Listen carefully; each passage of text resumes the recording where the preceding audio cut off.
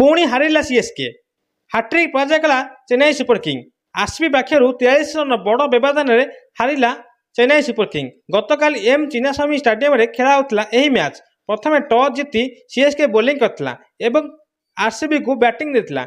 RCB batting करी 20 over रे 250 run करथिला 3 wicket रे, जहाँफल कि जवाब रे Chennai super king 19.4 ball 207 run करी समस्त विकेट हराइथिला एवं यही मैच को आरसीबी 43 रन विजयी होता।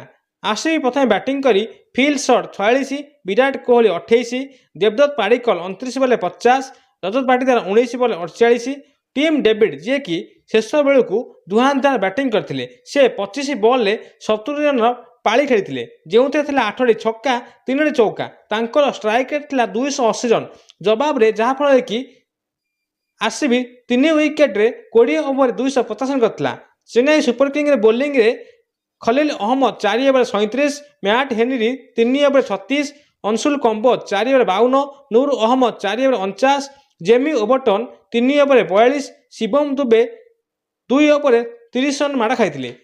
यही माड़ भय एवं बैटिंग करथिला चेन्नई सुपर किंग। भाविथिला मैच को बाड़े जीतिଯିव, किंतु चेन्नई सुपर किंग प्रथम विकेट पर wicket जाइथिला। Sanju Samson 9 run, Ruturaj Gaikwad 7 run, Ayush Mhatre 1 run, Sarfaraz Khan ji कि 25 बॉल 50 रन करथिले, Kartik Sharma 6 run, Shivam Dube 8 run, Prashant Veer 43, Jamie Overton 37, Anshul Kamboj 19, Noor Ahmad 8, Matt Henry 2 run करथिले, जहाँफल कि चेन्नई 19.4 बॉल 207 रन करी समस्त विकेट हराइथिला एवं यही मैच को 43 रन परास्त करथिला।